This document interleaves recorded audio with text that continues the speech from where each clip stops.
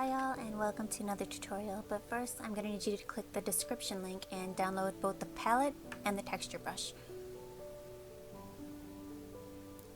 The texture brush is something you're really going to need. Then we're going to go to the bottom left. We're going to add brush bitmap and we're going to find that texture brush and we're going to open it in medibang.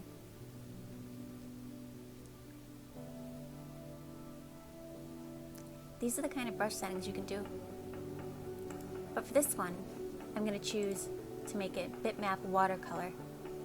And I'm going to set the brush spacing to 10. The reason I choose watercolor is because it's much easier to mix than just regular bitmap.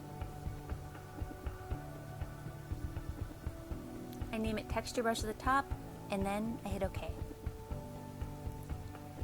Now let's get started.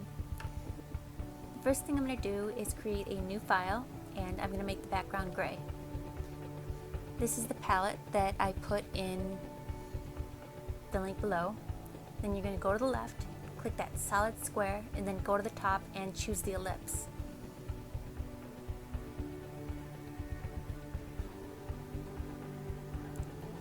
After you place the ellipse, hit Protect Alpha on the right above the layer.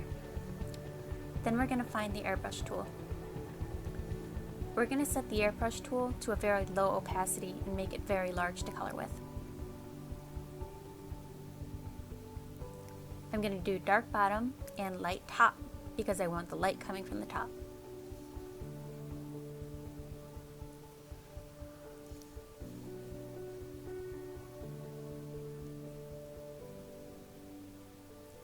I'm going to refine it a little more to give it a little bit more form. After that, I'm going to create a new layer and I'm going to use that texture brush. I'm going to set the layer to clipping next to Protect Alpha. In the blending mode, I'm going to drop over here and set it to overlay.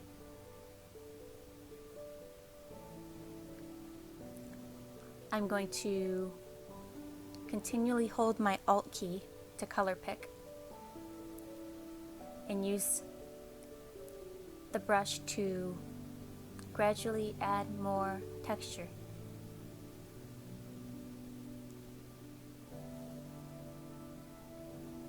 I feel like the bottom needs more dark, so I'm going to go back to my airbrush tool and go over it and make it a little bit more dark.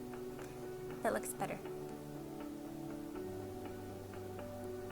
Now I'm going to keep refining.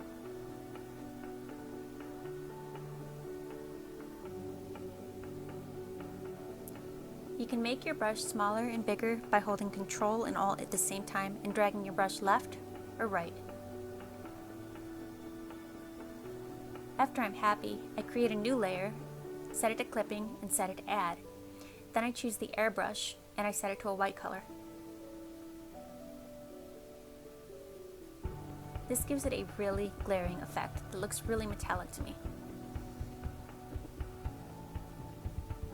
After this, we're just going to do one more layer and just add more texture to it. Continue refining until you're finished.